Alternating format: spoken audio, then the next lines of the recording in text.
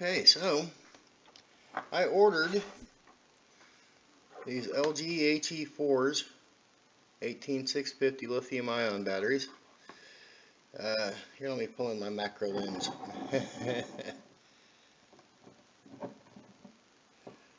There we go. From eBay around a month ago. And I really hadn't gotten a chance to use them because I decided that these weren't any good for making a long-lasting battery pack for RC cars. And I was just looking for a use for them, and I decided I was going to quit smoking. So I started getting into the vape scene again, and instead of getting one of the cheap little vape pens, I decided that I would get this Cherry Bomber version 2 dual 18650 vape box. And since I have been using these batteries in my RC cars, I didn't have a proper battery charger. So I figured, why not just hook up one of my connectors onto the battery tray in here and run it off of my charger, and I'm going to give it a capacitance test. So let's install the batteries. I just got through discharging these from the storage charge, which seemed to have quite a lot of capacity in it. Discharge at 1 amp. Now I'm going to charge them at 1 amp and see what their total capacitance is. So let's install these suckers. I have been using these and they work great, but I hadn't done the capacitance test yet. So let's see what this starts off at. I got them down to, well, it should have been 3 volts even.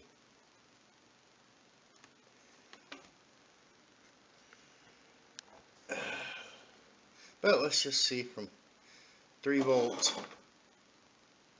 how much we can get this to hold. They're supposed to be 2500 milliamp batteries, and like I said, in the setup right now, the way they're charging, they are in parallel, which means that the capacitance is 5000 milliamps, and charge them both at the same time. We should probably see at least, I'm guessing, around 2500 milliamps charging at 1 amp, and I'm guessing at 1 amp it's going to take me a little over 2 hours. So I'm going to get this thing started for y'all. As you can see, let me pull this back over again. I'm getting me another camera here in just a few days, so all this silliness will be over with. It's a lithium ion charge, 1 amp at 3.6 volts, because that's what the lithium ions are, instead of like the lipos are the 3.7, or the lithium iron phosphates, the LiPo4s, that are at 3.2 volts. So let's go ahead and hit the button here. That's that, and there's for that. Hold it down, battery check to make sure there's no disconnections or short circuits. Confirm and enter. And there it goes, and that verified that it was starting off around 3.3 volts. So there's not exactly starting it off from what the minimum discharge is, which is actually like 2.8 volts. But I chose to discharge them to 3.0 volts, and they must have balanced out after I let them sit for a little bit. But anyway, here they go.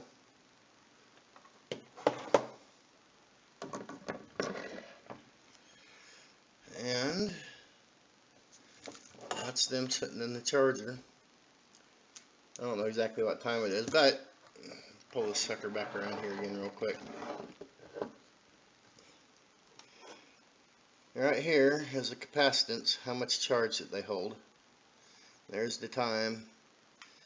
And whenever we check back, we'll just see how much for sure that these batteries take, and make sure that they aren't some kind of generic cell or whatever. Which so far in me using them, they haven't seemed to be very disappointing. They are really good. And this is what I was talking about a second ago. The LIFE PO4s. Some people call them life batteries. Lithium iron phosphate. 3.2 volt. 2.4 amp, which is 2400 milliamp hours. And I bought 8 of them. And I turned 6 of them into a 10.6 volt battery pack for my RC truck that I've been testing out, and I'm really happy with that. So I'm going to have another video on these suckers. And just let me test them out a little bit longer. That's what I've been doing with these batteries. Make sure that they're good before I just throw up another video.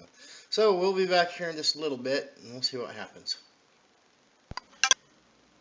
Well, there you have it. After about 5.5 hours, just a little bit over 372 minutes, charging at 1 amp, from 3.3 volts up to 4.1 volts.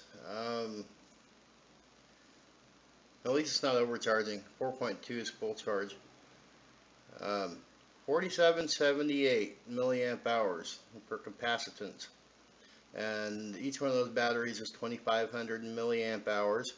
So in parallel, the milliamp hours doubles, not the voltage, when they're in parallel.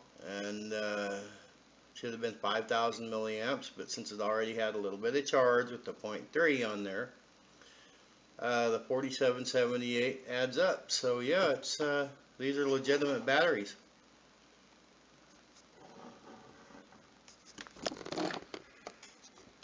I am very happy with that.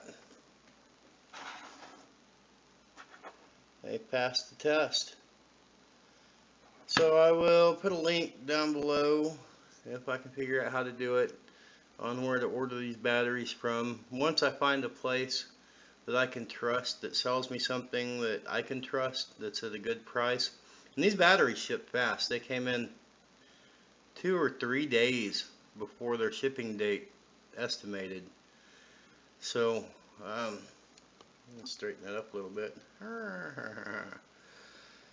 Yeah, that's about all I had to show you on my LG HE4 batteries. All except for putting that link down below. Thanks for watching, folks.